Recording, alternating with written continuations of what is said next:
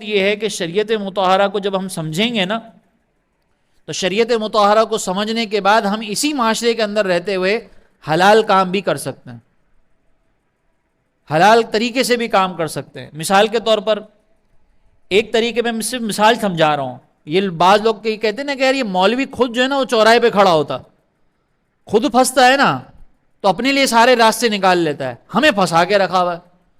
تو آپ جب دین سیکھیں گے نا تو آپ کو بھی سارے راستے معلوم ہو جائیں گے۔ مثال کے طور پر میں آپ کو صرف سمجھانے کے لیے ایک مثال دے رہا ہوں، ہماری آفس کے اندر جتنی بھی آفیسز ہوتی ہیں اس کے اندر ایک یہ رول بنا ہوا ہوتا ہے کہ بھائی اگر ہمارا امپلائی اتنا لیٹ ہو جائے گا نا، 10 منٹ اگر لیٹ ہوگا تو ہم اپنے امپلائی کی سیلری میں سے پورے ایک دن کی تنخواہ کاٹیں گے۔ آپ کے لیے تنخواہ کاٹنا جائز ہے ناجائز ہے؟ وہ تو 10 منٹ لیٹ ہوا ہے، باقی تو پورا دن کام کر رہا ہے آپ کا، آپ پورے دن کی تنخواہ کیسے کاٹ رہے ہیں؟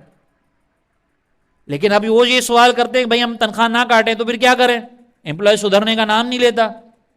تو اس کا حل ہے، اس کا طریقہ کار ہے، اس کا طریقہ کار یہ ہے کہ آپ امپلائی سے یہ کہیں کہ بھائی ہم آپ کا کانٹریکٹ جو ہے وہ ہر مہینے کا رکھیں گے، ہم کسی بھی مہینے کے بعد آپ کو منع کر سکتے ہیں کہ آپ ہمارے ساتھ نہیں چل رہے، یا ہم آپ کی تنخواہ میں کسی بھی مہینے کے اندر کمی بیشی کر سکتے ہیں۔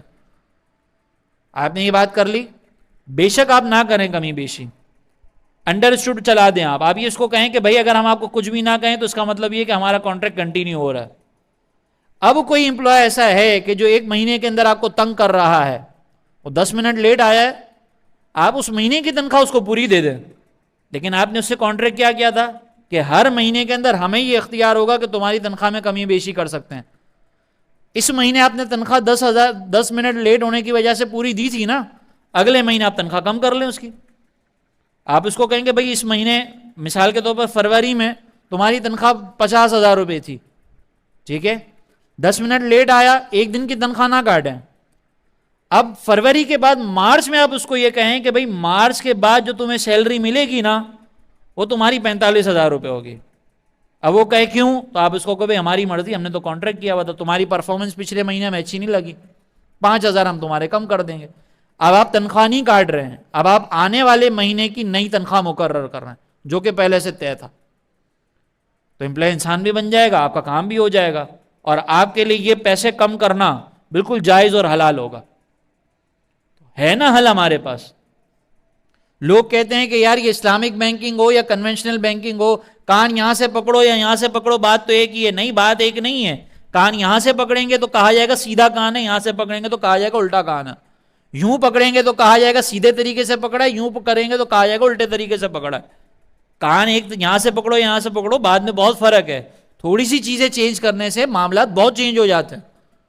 مرغی کو اگر آپ گلا گونڈ کے ماریں گے اور اس کا سالن پکائیں گے، دکھنے میں وہ بھی اچھا لگے گا، لیکن اگر ذبح کر کے کاٹیں گے تو دکھنے میں وہ بھی اچھا لگے گا، ایک حرام ہوگا ایک حلال ہوگا، دکھنے میں دونوں چیزیں ایک ہیں لیکن زمین آسمان کا فرق۔ اسی طرح دین کو سیکھنے کے بعد آپ کو تھوڑی سی اپنی پالیسیز کو چینج کرنا ہے، معاملات آپ کے سارے سیدھے ہو سکتے ہیں۔ اسکول میں بچوں کی فیس بھروانے کا ہوتا ہے کہ بھائی اگر آپ جو ہے وہ 10 تاریخ تک فیس نہیں بھریں گے تو 100 روپے آپ کے فائن لگے گی۔ آپ اس کی وجہ یہ کر دیں کہ بھائی آپ کی فیس جو ہے وہ 11,000 روپے ہے، لیکن اگر آپ 10 تاریخ تک بھر دیں گے تو ہم آپ کو 1,000 روپے کا کنسیشن دے دیں گے۔ تو آپ کر وہی چیز رہے ہیں، 10 کی جگہ 11 ہی لے رہے ہیں، 11 کی جگہ 10 لے رہے ہیں، لیکن پہلے والا طریقہ کار مالی جرمانہ ہے، دوسرا والا طریقہ کار کنسیشن ہے۔ زمین آسمان کا فرق ہے دونوں میں۔ تو ہم نے ان چیزوں کو سیکھنا ہوگا، سمجھنا ہوگا۔